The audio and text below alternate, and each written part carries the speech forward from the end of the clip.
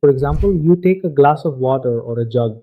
Inside the jug, what you do is float the symbols, energize them, the water, and you take a little of that water as if it's nectar. In the same way, share it and drink a little bit each. Sprinkle a little on the plants, put a little on your stomach. Sprinkle a little on the walls of your house as well. This is also a way of healing. And there are many other methods too. It can be done through crystals, through water. There are many such ways to do it. In fact, many people even add rock salt and perfume to their bath water. And I have mentioned this in many places as well, that you should take a mug of water for your bath. Add a little rock salt, a little turmeric, and a little perfume to it. See, the rock salt will remove the negative energy from your body and your aura. Just add a pinch of turmeric. You don't need to make yourself all yellow. All this is so that if the rock salt causes any scratching or removes energy, the turmeric will act like an antibiotic to repair it. And as for the perfume, you should add just a single drop. Don't add too much.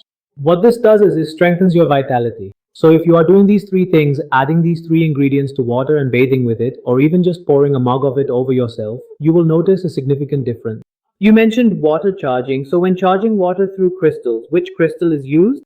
Ma'am, see, it depends on which crystal you want to use. Many people use amethyst, rose quartz, or tourmaline. You can also use a combination of all those because crystals never have a negative effect. See, what is the function of a crystal? Suppose I have to do your healing, and during your healing, I remove your negative energy.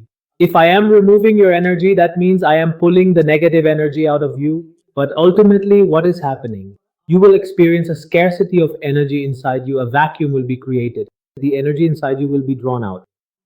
Even if it was negative energy, maybe it was serving some purpose for you. If I remove that energy completely, you might feel as if you have no life left in you. So when we do healing, we do it through crystals. The property of crystals is that they don't absorb energy from within you, they replace it. They have their own positive energy within them. They infuse their energy into you and remove the negative energy from within you so that you never lack energy and you always stay up and running. You're always able to work. How would it be if I told you that you would undergo 2 months of healing, but all your energy would be drained? You wouldn't be able to work for those 2 months at all. To fix that, actually, your energy shouldn't be removed, it should be replaced with positive energy. Crystals can do this job very well. That's why many people are advised to wear crystals or keep them with them. You can wear them as a necklace, as a bracelet, or just hold them in your hand. You can keep them however it suits you. Does this aura change from time to time? Yes, it changes. How so? For instance, let me give you an example. Right now, you are sitting in front of me. We are talking right now. I am sharing something. You are listening, so perhaps your knowledge is increasing. When your knowledge increases, what did I say? Where does the storehouse of knowledge come from? From our Manipura chakra, meaning your yellow color is increasing. If we had checked before this podcast, your yellow color would have been something else. If we check after the podcast, since you have gained a storehouse of knowledge, some case studies have come in, you've received some information, so because of that, your yellow color will increase.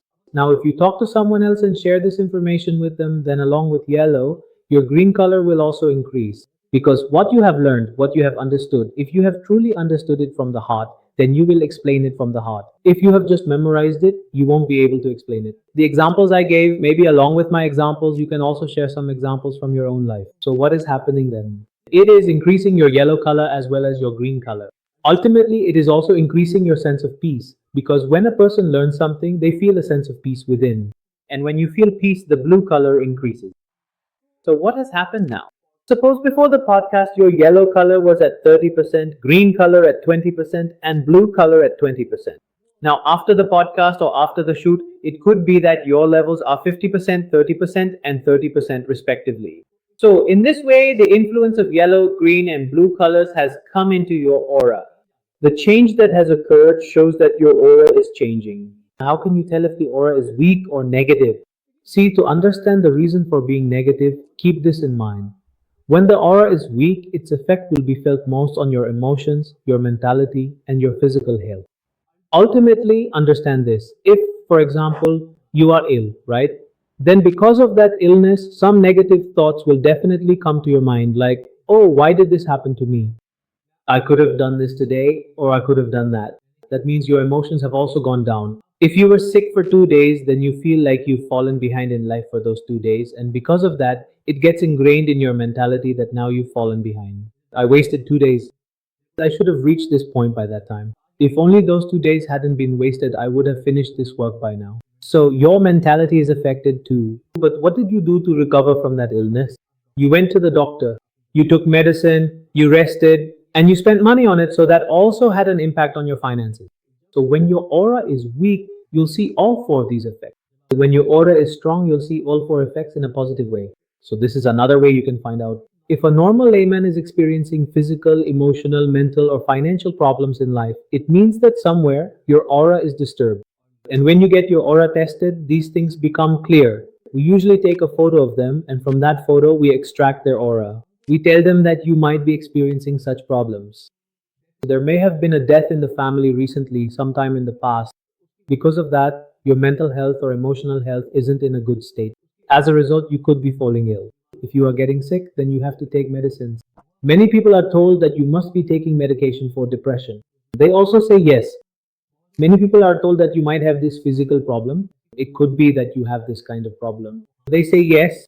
So all these things can be found out from the aura. So we can also confidently say that the human aura truly works in a scientific and verifiable way. Yes, absolutely. The aura is scientific. The aura is scientific because it is connected to our glands.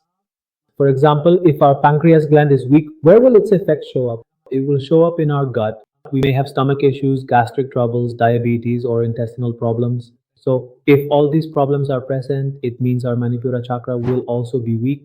If the Manipura chakra is weak, we won't have the energy to work. We just won't be able to work. You've seen that whenever someone is sick, they become frustrated. They get frustrated and say, "Don't talk to me, leave me alone." For a while, what this means is that they want to balance their Manipura chakra. They don't understand it. How do I balance it? They want to balance themselves by resting. So this means it's scientific. Chakra imbalance means gland imbalance, and gland imbalance means chakra imbalance. So if the imbalance of a chakra is affecting you, if your Manipura chakra is disturbed, it affects your gut.